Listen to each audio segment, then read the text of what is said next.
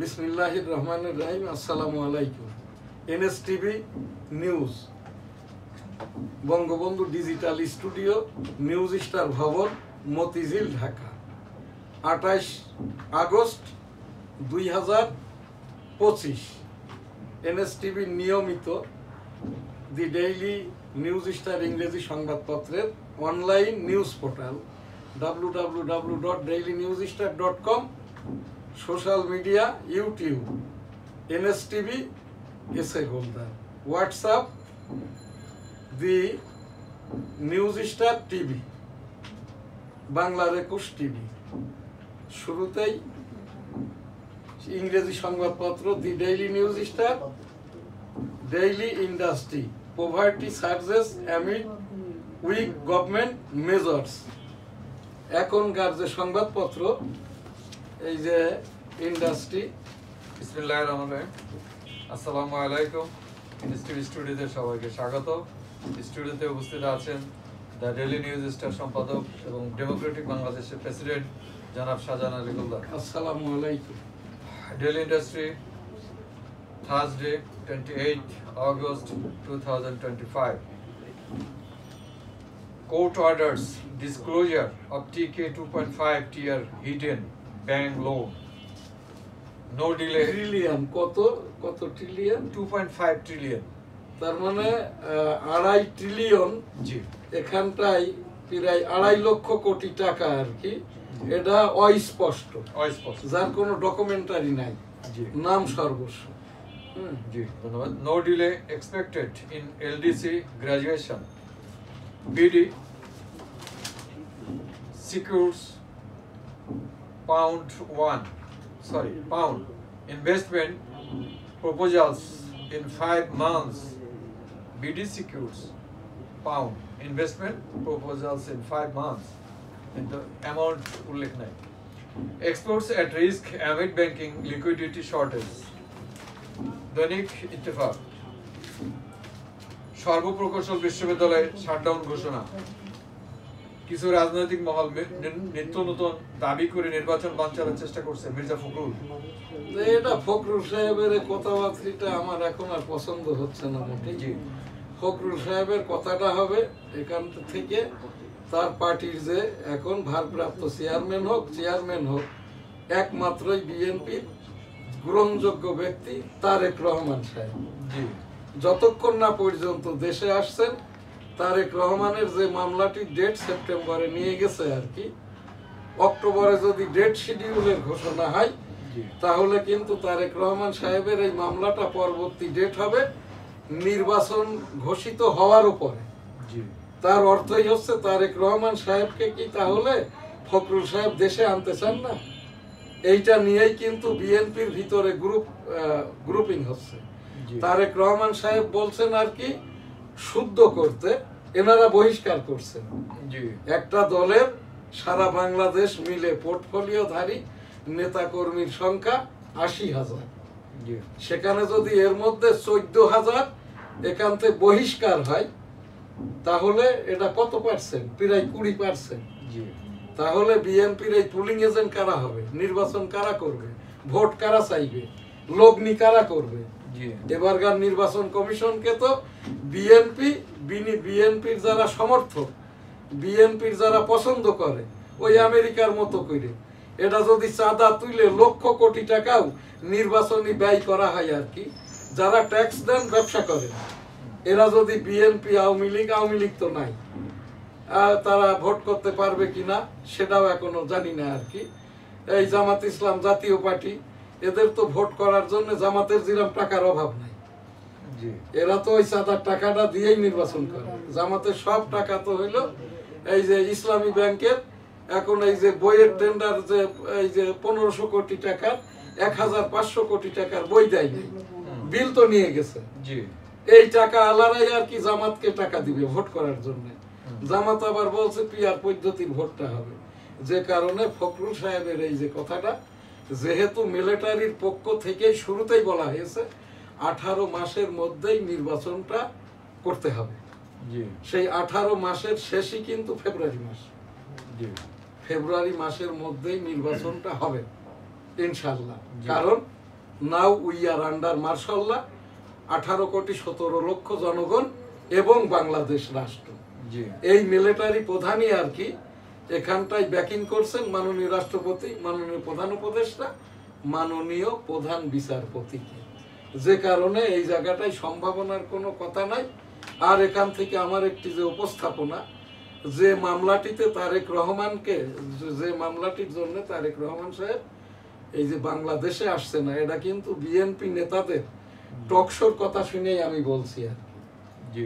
এই যে ওই যেরকম একজন আছে, ইনি আগে এই যে ছাত্রলীগের ঢাকা বিশ্ববিদ্যালয়ের নেতাও ছিল, হাবিবুর রহমান হাবিব সাহেব, উনি এই কথাটা বলেন। আর ওই যে তারেক রহমানকে যেসব গালাগালি করা হয়েছে বিএনপিকে, বিএনপি জড়িয়ে আওয়ামী লীগকে, এই গালাগালিগুলো হাবিবুর রহমান হাবিব অলরেডি ইস্টাবলিশড করে ফেলেছে। এখন কি বিএনপির ওপরে রাগ করে, না আওয়ামী লীগের ওপরে সেই পুরনো প্রেমের কারণে হাবিবুর রহমান হাবিব এই কথা বলছে, এইটা আমি জানি না। সেই সাথে তারেক রহমান সাহেবকেও ছাড়ছে না, বলছে ওনার ডেটটা সেপ্টেম্বরে, যদি সেপ্টেম্বরে আবার ডেট ইলেকশনের পিছনে দেয়, উনি আসলেই তো অ্যারেস্ট হয়ে যাবে। আমার এখান থেকে যেটা উপস্থাপনা, আমি 38 বৎসরের সুপ্রিম কোর্টের মাননীয় উচ্চতর আদালতের রেভিনিউ বিষয়ক আইনজীবী। তারেক রহমানের, খালেদা জিয়ার জামিন পাওয়ার সকল রকমের যোগ্যতা আছে। এটা এখন আগাম জামিন নিতে পারে, উপস্থিতির কোনো প্রয়োজন নাই, যেহেতু এখন দেশ চালাচ্ছে অন্তর্বর্তীকালীন সরকার। কিন্তু তারেক রহমানকে জামিন দিবেন না। আমি আইনজীবী হিসাবে জ্ঞাতসারে বলছি, এই যে 7 সদস্য বিশিষ্ট প্রধান বিচারপতির নেতৃত্বে যে বেঞ্চ, এই বেঞ্চের প্রধান বিচারপতি অস্থায়ী, আর বাকি 6 জন অযোগ্য, যাদের বিচারপতি হওয়ার যোগ্যতা নাই। আর অস্থায়ী বিচারপতি কোনো আর কি বিশেষায়িত মামলার হিয়ারিং করতে পারে না। উচ্চতর আদালতে কিন্তু কোনো বাদী বিবাদী সাক্ষী লাগে না, ডকুমেন্টারির ওপরে এই যে বিচারটা হয়। এই জায়গাটাই আমি আইনজীবী হিসেবে আজ আবার উপস্থাপন করছি, এবং সাবেক মাননীয় প্রধানমন্ত্রী বেগম খালেদা জিয়ার সুস্বাস্থ্য দীর্ঘায়ু কামনা করি।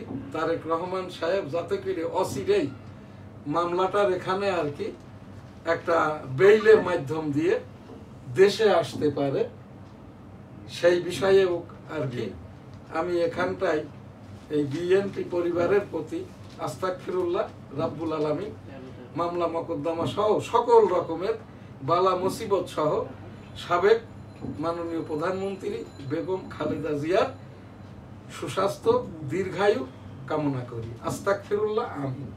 ধন্যবাদ। নির্বাচনের রোডম্যাপ চূড়ান্ত আজ ঘোষণা করবে ইসি, সূচনা বক্তব্যে বললেন রোডম্যাপ আর আপনি যেটা বলছিলেন না শিডিউল এক নয়, কিন্তু রোডম্যাপ মানে কি আপনি হয়তো বা 18,17,00,000 জনগণই তো বোঝে না, এখন যারা নতুন রাজনৈতিক দল হয়েছে এরাও বোঝে না। এরা বোঝে এই long March, shutdown, lock out, এইসব আর কি। রোডম্যাপ অর্থাৎ মানে ফেব্রুয়ারি মাসের 28 তারিখে তফসিল ঘোষণা হবে, বুঝতে পারছেন? এইটা হইলো রোডম্যাপ। এইবার 28 তারিখের আগে এরপর এখানে তো নির্ধারিত প্রধান বিচারপতি হতে হবে। এরপরে এখন যে শাহাবুদ্দিন সাহেব এই মাননীয় প্রধান উপদেষ্টা, ওই যে রোডম্যাপের সময় তো 22 বা 28 ফেব্রুয়ারির পরে, এটা সম্ভাবনার কথা। আমি যেহেতু আইনজীবী, আমি এই যে ভোটাভুটি, নির্বাচন, সংবিধান, সংসদ, রাষ্ট্রপতি শাসিত সরকার, প্রধানমন্ত্রী শাসিত সরকার, এগুলোর উপরে আমি যখন পোস্ট গ্রাজুয়েশন করেছি পলিটিক্যাল সায়েন্সে, আমার ক্রেডিটটা ছিল। তো এই জায়গাটাই আর কি ওই ইতিপূর্বেই আপনার ওই সেই 28 ফেব্রুয়ারি যদি নির্বাচনী তফসিল ঘোষণার দিন হয়, 28 ফেব্রুয়ারির পূর্বে 5 বছর মেয়াদি ইলেকশন কমিশন নির্বাচিত করতে হবে, 5 বছর মেয়াদি প্রধান বিচারপতি নির্বাচিত করতে হবে। ওই যে নির্বাচন চলাকালীন 90 দিনের সরকারটা কি অন্তর্বর্তীকালীন সরকার হবে, না তত্ত্বাবধায়ক সরকার হবে, সেই সরকারটাও কিন্তু নির্বাচন করতে হবে। তখন কিন্তু এই রকমটা যদি হয়ে যায়, ডক্টর মোহাম্মদ ইউনূস মহোদয়ের থেকে রাষ্ট্রপতি হওয়ার মতো যোগ্য আর একজন আমি এম শাহজাহান আলী গোলদার ইতিপূর্বে এবং 2023 সালে এই যে রাষ্ট্রপতি পদের জন্য 18 কোটি জনগণের পক্ষে আমি এই যে আবেদন করেছিলাম, তৎকালীন বৈষম্য নির্বাচন কমিশনার আমাকে নির্বাচনটা করতে দেয়নি গণপ্রজাতন্ত্রী বাংলাদেশের রাষ্ট্রপতি পদের জন্য। তো এইখানটাই যদি এখন এই যে এই রাষ্ট্রপতিকে বাদ দিয়ে এনসিপি তো বলবেই আর কি শাহাবুদ্দিন চুপ্পুর আমলে কোনো নির্বাচন নয়, অস্থায়ী যেটা এই যে প্রধান নির্বাচন কমিশনার এর আন্ডারে কোনো নির্বাচন নয়, অস্থায়ী প্রধান বিচারপতির আন্ডারে এইরকম কোনো ওই যে জুডিশিয়াল কমিশনের কমিশন নয়। তখন আর কি এই নির্বাচনটা এবং এই জায়গাটাই যদি তখন ডক্টর মোহাম্মদ ইউনূস সাহেবকেই তো চাইবে, এনসিপিও চাইবে, আমরাও চাই, সাধারণ জনগণ চাই। তখন আর কি যদি ডক্টর মোহাম্মদ ইউনূস মহোদয় রাষ্ট্রপতি হওয়ার পরে উনি এইবার যদি রাষ্ট্রপতি হয়ে গেলে কিন্তু উনি 5 বছর চালাইতে পারবেন। তখন যদি এইবার রাষ্ট্রপতি মহোদয় বলেন আর কি দেশে তো কোনো সমস্যা নেই, দেশে কোনো ঝামেলা নাই, এনসিপি যদি বলে আসলে তো তাই তো, আমি বলতে পারছি কেন, ওই ইহুদিরা তো আমাকে টাকা খাওয়াইতে পারছে না, আমাকে তো কেউ পয়সা দিতে পারছে না, ওই যেরকম এই যে আলী রিয়াজ, আমাদের সাংবাদিকদের মতিউর রহমান চৌধুরী, সোহারাব হাসান, আর এই যে জামাতের বৈষম্য আমিরুল মোমিনিন মানিক, এ তো এইদিকে টাকা খাচ্ছে ইহুদিদের, আবার এখানে আর একজন যোগ হয়েছে আশরাফ কাইসার, গুগলে আসতেছে ঐক্যমত, ভুলেও এরাও কিন্তু 2-1 মতিউর রহমান চৌধুরী বলে ফেলছে ঐক্যমতের কমিশন, আবার পরক্ষণেই বলছে ঐকমত্য। হ্যাঁ, তো এখানটাই আর কি এইগুলোরও কিন্তু সাইজ করতে হবে, সাইজ অর্থাৎ এখানটাই আর কি ওই যে সব টিভি চ্যানেলগুলো আর কি সাংবাদিকরা দখল করে নিয়ে বসে আছে, এই জায়গাগুলো ঠিকঠাক করে নিয়ে আর কি এই জায়গাটাই যদি রাষ্ট্রপতি অনুসন্ধানে, রাষ্ট্রপতির বলছে অনেক অভাব, আমার এখন যোগ্যতায় অভিজ্ঞতায় ধর্মীয় মূল্যবোধে শিক্ষা দীক্ষায় সকল দিক থেকে ইতিপূর্বে যেহেতু একাধিকবার আমি রাষ্ট্রপতি পদের জন্য 18 কোটি জনগণের পক্ষে চেষ্টা করেছি, সামনেও যদি রাষ্ট্রপতি বদল হয়, যদি এখানটাই রাষ্ট্রপতি না পাওয়া যায়, আমি এখানটাই রাষ্ট্রপতি পদের জন্য আর কি অন্তর্বর্তীকালীন সরকারের আমি এখানটাই, আপনি জিজ্ঞাসা করছেন না আপনার প্রত্যাশাটা কি, আমি এখান থেকে প্রার্থী হতে আমি আগ্রহী আছি। আল্লাহ তাআলা যদি আমাকে সুস্থ স্বাভাবিক রাখে, এই যে রাষ্ট্রপতি হওয়ার জন্য আমার এখানটাই একটাই আর কি যোগ্যতা অযোগ্যতা বর্তমান রাষ্ট্রপতির থেকে বেশি আছে। আমি 1971 সালে রণাঙ্গনের 265 দিনের মুক্তিযোদ্ধা, এইটি আমার সনদ। আর আমি এই গণতন্ত্র, এই ভোটাভুটি, নির্বাচন ইত্যাদির উপরে 2001 থেকে এই পর্যন্ত ফাদার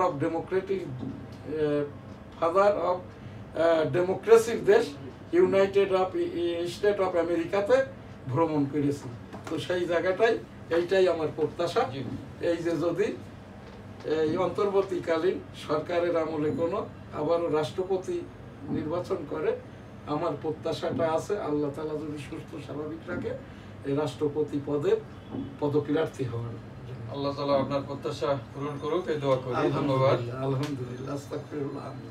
সূচনা বক্তব্যে বললেন চিফ প্রসিকিউটর, এভাবে মানুষ মারা চলবে না, সেটার প্রতিবাদ করেন আবু সাইদ, কাঁদলেন আবু সাইদের বাবা।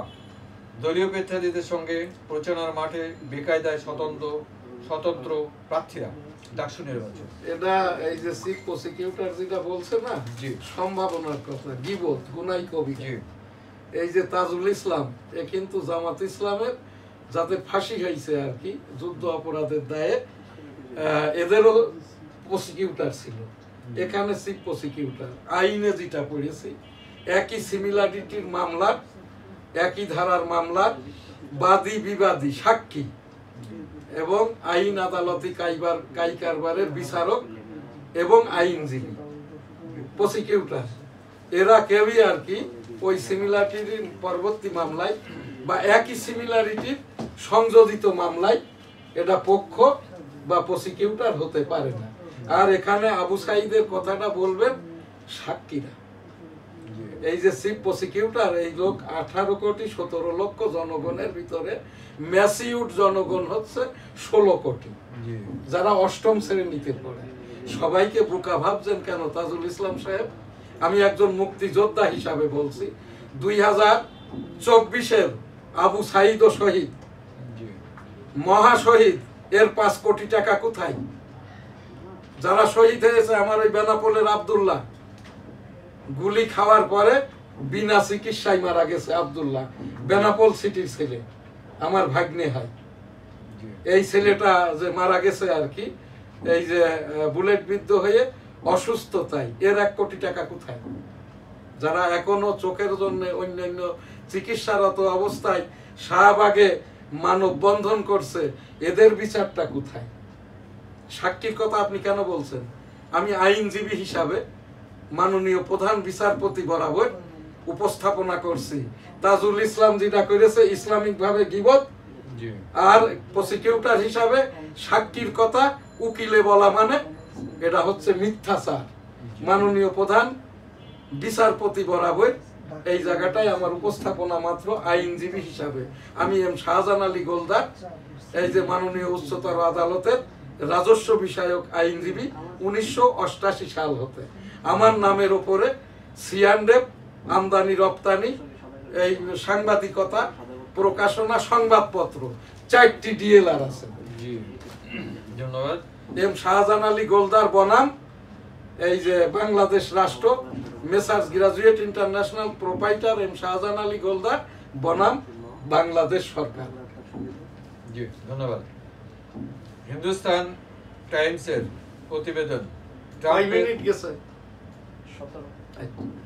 ট্রাম্পের 50% শুল্কের প্রভাবে ভারতের অনেক শহরে টেক্সটাইল উৎপাদন ব্যাহত, 130 কোটি টাকার কোকেন জব্দ, গায়ানার নাগরিক পিটুলা স্টাফলি 5 দিনের রিমান্ডে, যুক্তরাষ্ট্রের হুমকি মোকাবেলায় উপকূলে যুদ্ধজাহাজ ও ড্রোন মোতায়েন ভেনেজুয়েলার, শ্রদ্ধার ফুলে প্রয়াণ দিবসে নজরুল স্মরণ, তত্ত্বাবধায়ক সরকার বহাল হলে কবে থেকে কার্যকর? এই যে নজরুল সম্বন্ধে 2-1টি কথা না বললেই নয়। মসজিদের ওই পাশে আমার কবর দিও ভাই, হে দারিদ্র তুমি করে মোরে করিয়াছ মহান, তুমি মোরে দানিয়াছ কি বলে খ্রিস্টের সম্মান। তো এখন এই জায়গাটায় আমরা এই নজরুলকে নিয়ে এই যে প্রোগ্রামটা করতাম, এই ইত্তেফাকের খবরটা দেখো।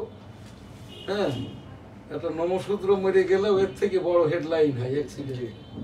আর আমাদের জাতীয় কবি, হ্যাঁ, ইত্তেফাকের যিনি একসময় সাংবাদিকও ছিলেন আর কি, এই যে কবি কাজী নজরুল ইসলাম, হ্যাঁ, এই যে বাংলাদেশে আসার পরে ইত্তেফাকের তো সাংবাদিক ছিল না। 74 সালে যখন বঙ্গবন্ধু কবি নজরুলকে বাংলাদেশে নিয়ে আসলেন, তখন ওই ইত্তেফাকের নিয়ম করে আর কি ওই যে নজরুলের কবিতাগুলো, গজলগুলো এইটা একটা পাতায় ছাপা হতো। আর আজকে সেখানে এটা কি মৃত্যু দিবস না জন্ম দিবস কবির? মৃত্যু দিবস উপলক্ষে আমার এখানে ম্যাগাজিনে অনেক কথাই আছে আর কি। সেই আমাদের বাংলাদেশের জাতীয় কবি কাজী নজরুল ইসলামের, যার কবরটা ঢাকা বিশ্ববিদ্যালয়ের ওই যে কেন্দ্রীয় মসজিদের উত্তর দিকে আর কি।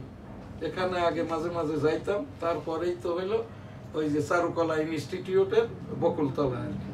তো এই জায়গাটাই খুবই উত্তম জায়গায়, তার সেই গজলের কথাই আর কি, সেইভাবেই আর কি কবরটা হয়েছে ঢাকা বিশ্ববিদ্যালয়ের কেন্দ্রীয় মসজিদের উত্তর পাশে। মসজিদের ওই পাশে আমার কবর দিয়ে ভাই।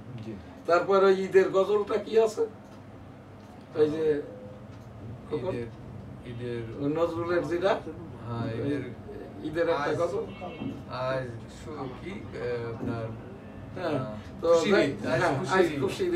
তো এখানটাই আর কি সেই কবির জন্য আর কি, কবির অসুস্থতা নিয়ে নানাবিধ রকমের কথাবার্তা আছে। কবির অসুস্থতা, ওনার বিলাট গনোরিয়া, যেটাকে এখন বলা হয় ব্রেন নিউরো রোগ। জি, এই বিলাট গনোরিয়াটাও কিন্তু নিউরো রোগ। এটা ভালো হয় না, এটার আলঝাইমার হয়, মানুষ ম্যাড হয়ে যায়, মানুষের বাকরুদ্ধ হয়ে যায়। তো সেই কবিরে ওই যে ওই পশ্চিম বাংলার আর কি রাঁচিতে একটি হাসপাতালের বারান্দায় ফেলে রাখা হয়েছিল। বঙ্গবন্ধু খবর পেয়ে বাংলাদেশের মেধাস্বত্ব হিসেবে ইন্ডিয়ান সরকারের কাছ থেকে নজরুলকে কিন্তু মেধাস্বত্ব হিসেবে খরিদ করে বঙ্গবন্ধু। সেই আইনে নাগরিকত্ব দেয়নি কিন্তু। এইটা কিন্তু এই দেশের যারা নজরুল সঙ্গীত গায়, যারা নজরুলের গবেষক, এরাও জানে না কিন্তু। তারা ওই অপপ্রচারটা করে তার ওই অসুখটাকে নিয়ে, তার এই দেশে আসা নিয়ে, তার এই জাতীয় কবি নিয়ে। অনেকেই এই যে ২৪-এর আন্দোলনের পরেও অনেকেই বলার চেষ্টা করছে ওই যে আমিরুল মোমিনিন মানিক, এ কিন্তু শিবিরের একেবারে খোদ। আর এই সাংবাদিকতাটাকে আর কি এর সুযোগ করে দিচ্ছে চ্যানেল আইতে মতিউর রহমান চৌধুরী, এই যে ঐক্যমত, তারপরে ওই নানাবিধ রকমের আর কি সাংবাদিক যারা পালিয়েছে, যারা জেলখানায় আছে, এদের বিপক্ষে বলে। আমি সাংবাদিক যারা জেলে আছে এদের কোনো জামিন প্রয়োজন নাই। মাননীয় উচ্চতর আদালতের প্রধান বিচারপতি একটি নির্দেশনা দিবেন, অথবা আর কি স্বরাষ্ট্র মন্ত্রণালয় যেভাবে এই যে আওয়ামী লীগের রাজনীতি নিষিদ্ধ করে প্রজ্ঞাপন দিয়েছে, সাংবাদিকদের ছেড়ে দেওয়ার জন্য স্বরাষ্ট্র উপদেষ্টা একটি প্রজ্ঞাপন দিবেন সাংবাদিকদের লক্ষ্যে।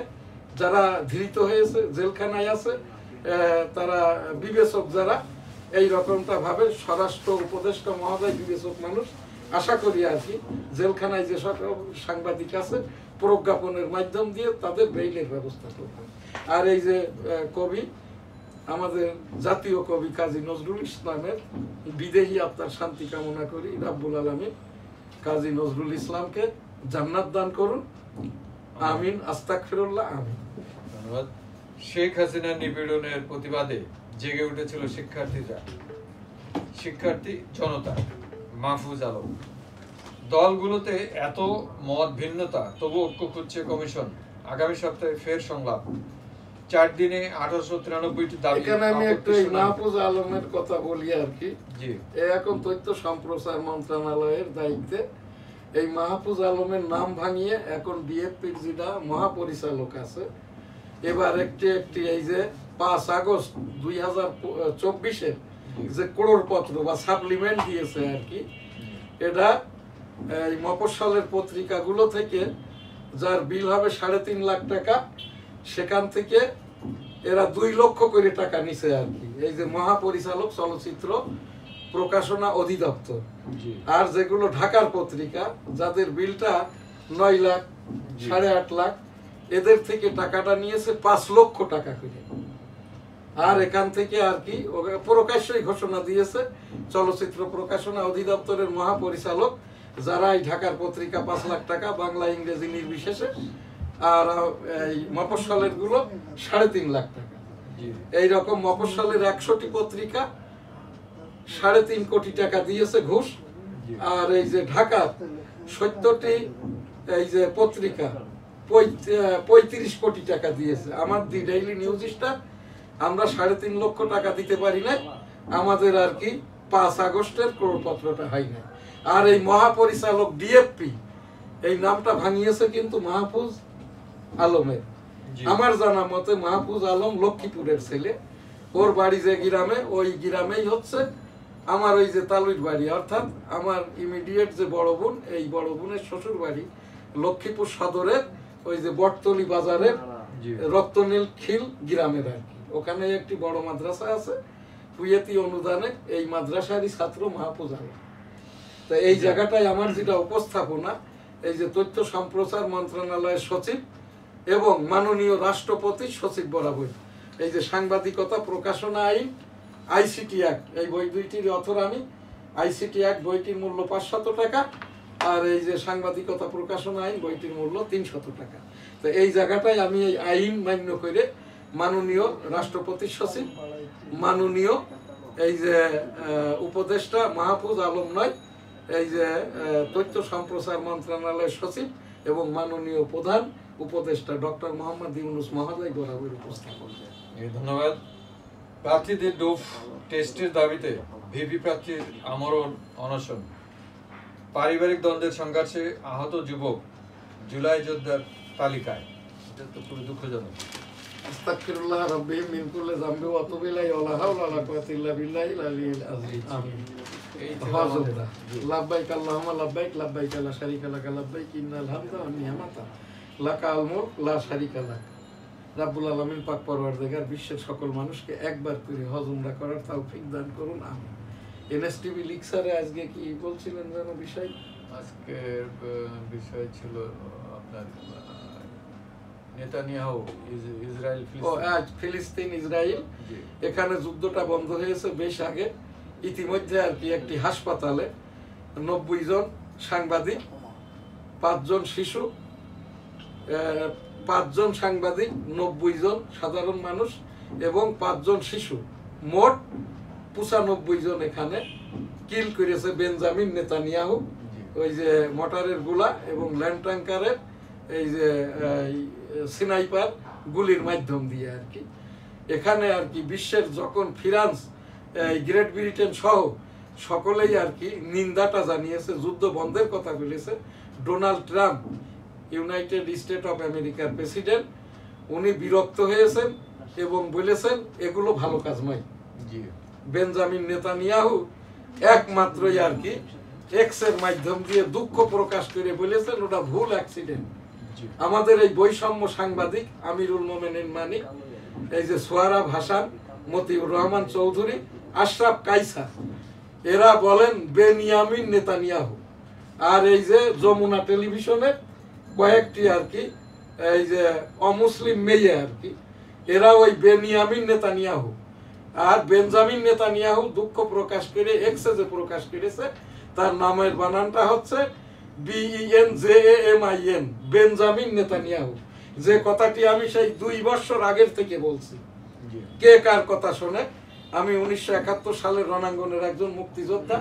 এখান থেকে আমি যা কিছুই বলি অথেন্টিক করে এখানটাই আর কি সেই ফিলিস্তিনিদের জন্য যেহেতু বিশ্ববাসী এবং আরব বিশ্ব OIC সৌদি আরবে মিটিং করেছে যে যদি ফিলিস্তিনি হত্যাযজ্ঞ চলতে থাকে, অর্থাৎ ওই ইরানের মতো করে সৌদি আরবের 12-13টা দেশ যদি একটা করে বোমা মারে আর কি, ইসরায়েলে কিন্তু এখন আর কিচ্ছু নাই।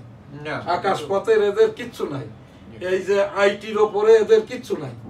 ওই যে লেজার বোমা বাস্ট করছিল না ইরানে, এই যে ইরানের যে প্রেসিডেন্টকে খুন করলো, ওই যে হামাস নেতাকে খুন করলো, ওই যে যেগুলোর মাধ্যম দিয়ে এই সব আইটির কোনো ব্যবস্থাপনাই কিন্তু ওই ইসরায়েলে এখন আর নাই।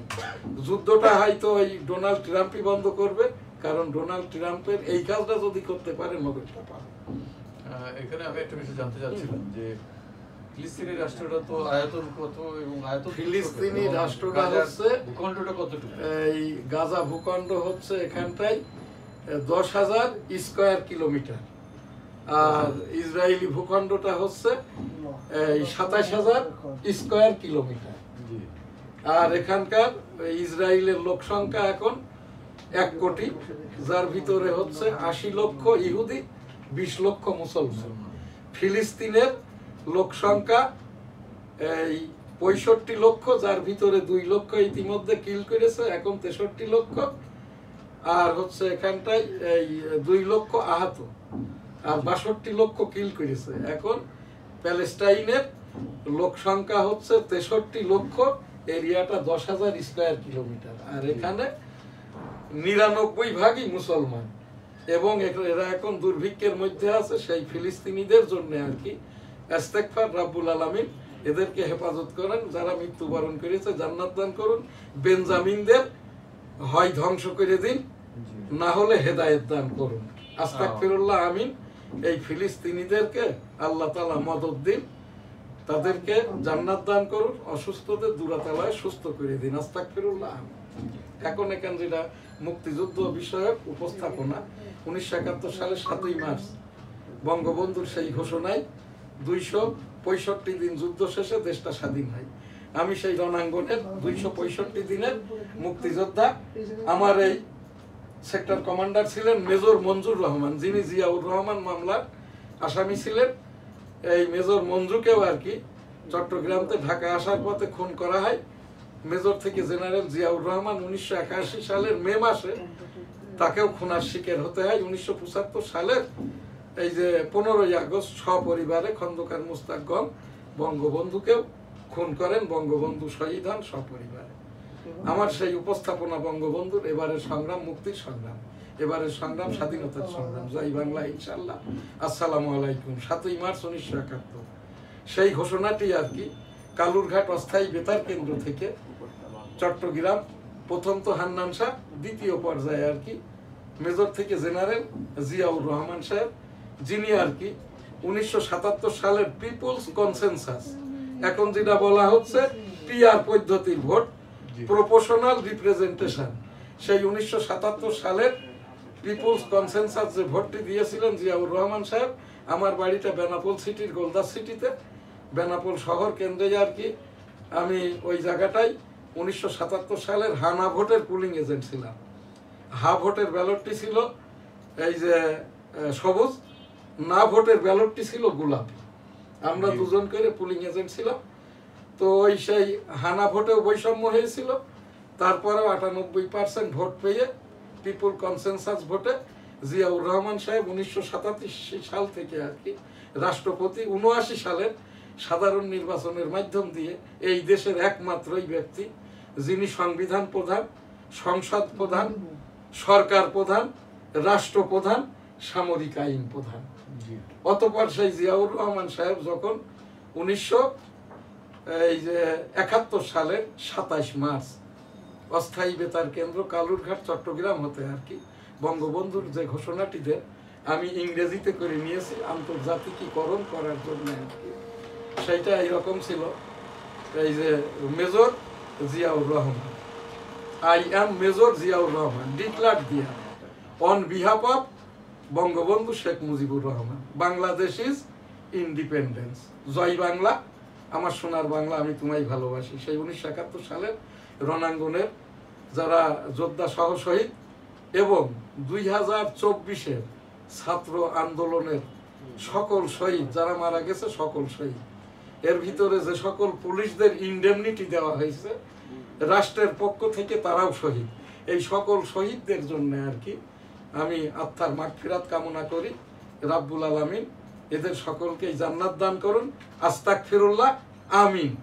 এখন আজ আমাদের এই যে শেষ যে প্রোগ্রাম পীর মুরিদি, আস্তাগফিরুল্লাহ রাব্বিহি মিন কুল্লি যামবি ওয়াতুবু ইলাইহি ওয়ালা হাওলা ওয়ালা কুওয়াতা ইল্লা বিল্লাহিল আলিয়্যিল আযীম। রব্বুল আলামিন পাক পরওয়ারদিগার আজ আমাদের এনএসটিভির আমি এম শাহজাহান আলী গোলদার এই যে 34 বছর আগের থেকে পীর মুরিদি করি।